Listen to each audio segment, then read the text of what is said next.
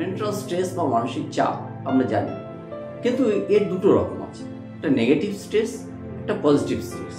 একটা লেখা যেমন পড়ছিলাম স্বামীজির লেখায় যে অ্যাভয়েড নেগেটিভ স্ট্রেস, নেগেটিভ স্ট্রেসটাকে তুমি ছেড়ে দাও। স্ট্রেস তো আমরা জানি নেগেটিভ, মানসিক চাপ মানে অনেক কিছু রোগ যন্ত্রণা সব সৃষ্টি করে। What is positive stress? Positive স্ট্রেসটা কি তাহলে?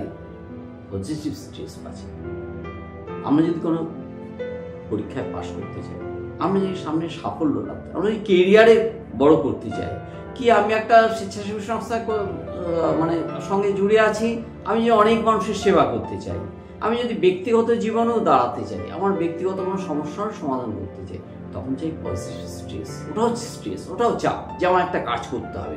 এই সময় ইচ্ছা শক্তি আমার একটা বড় ভীষণ একটা আমাকে মানে পজিটিভ ভাইব আমাদের সৃষ্টি করে আমাদের ভেতরে।